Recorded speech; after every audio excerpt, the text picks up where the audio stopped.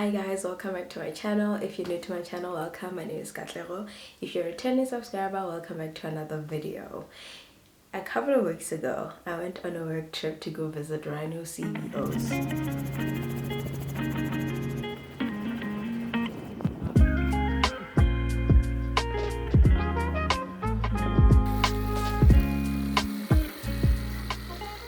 For those that don't know, the term CBO stands for Captive Breeding Operations. These are places that keep and breed rhino in closed facilities. You might ask yourself, why do we need captive breeding operations? What are they for? Let me take you back to 2008 to 2015, that period. During this time, the demand for rhino horn out of Southeast Asian countries increased dramatically and was the source of the 90-fold increase in rhino poaching incidents in South Africa. During this period, poaching statistics continued to grow, and in 2014, rhino poaching was at its highest with an estimated 1,215 rhinos poached in South Africa alone.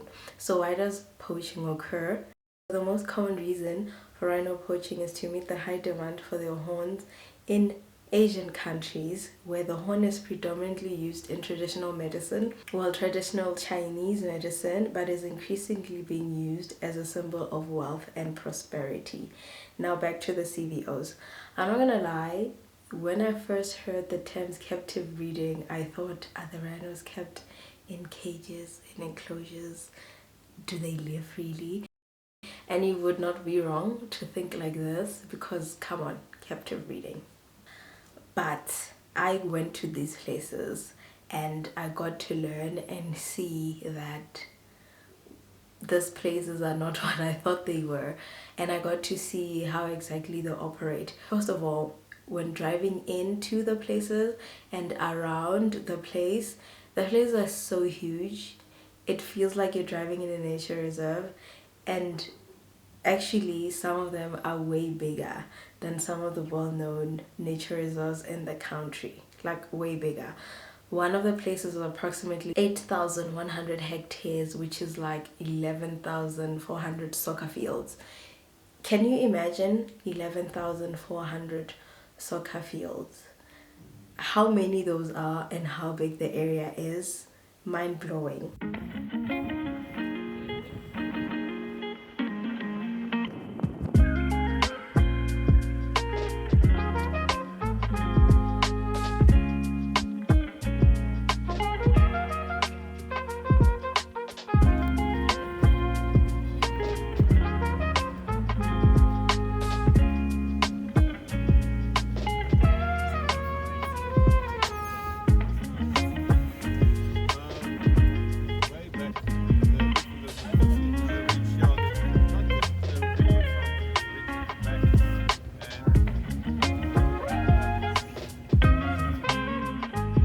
Let's take a look at my trip. We got to drive around the property and see rhino, and this was a great experience since the last time I saw rhino was probably at the zoo. But before the zoo, the first time I saw rhino was at a nature reserve in 2013, which is like a school trip in the Cape.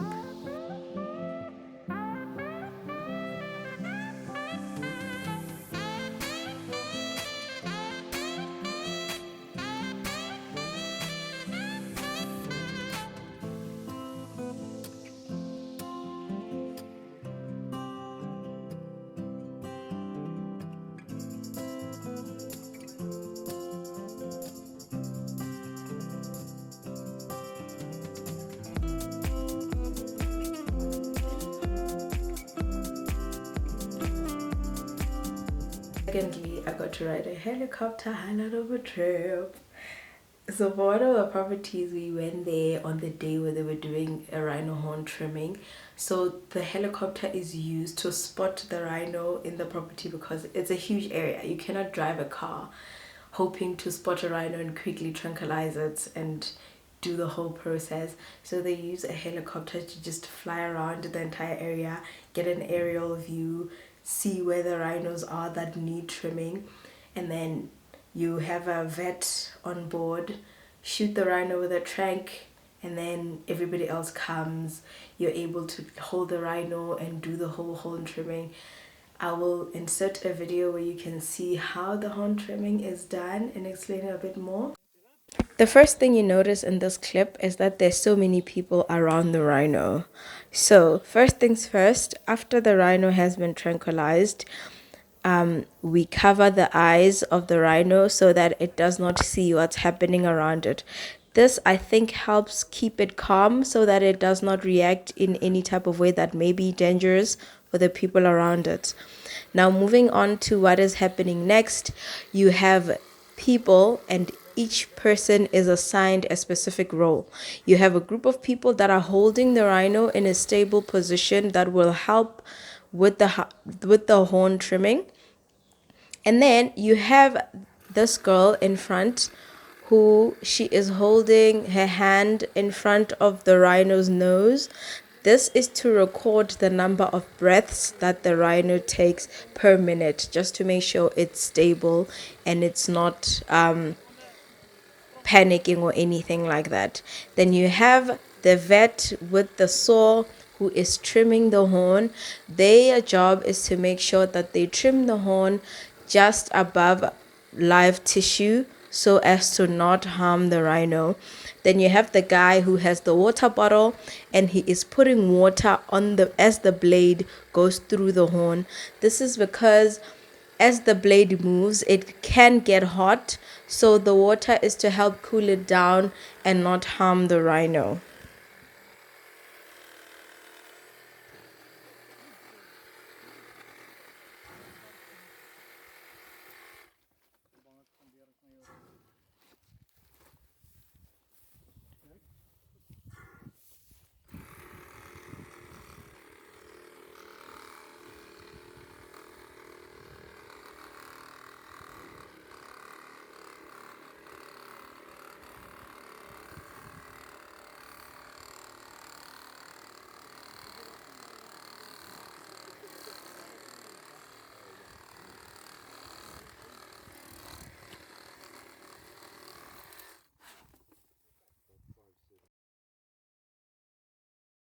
Another person that you did not see in the previous video clip but is very important for this process is someone who records the data.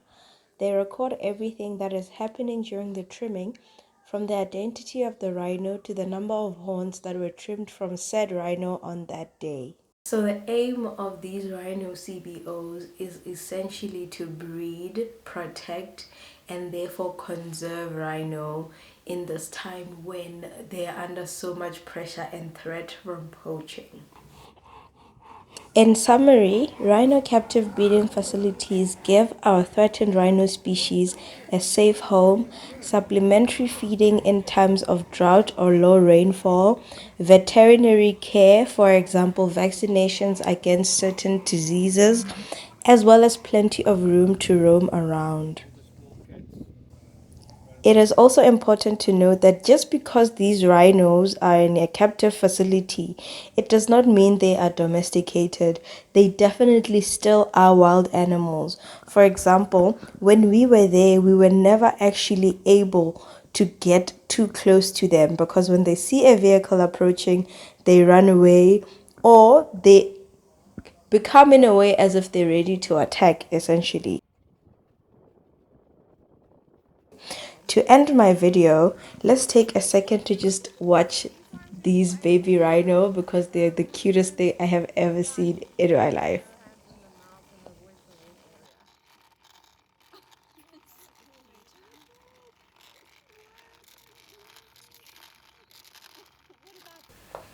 So I hope you enjoyed the video and learned a bit more about the rhino situation in South Africa and rhino CBOs and why they're important in our country. I hope to see you in the next video. Bye.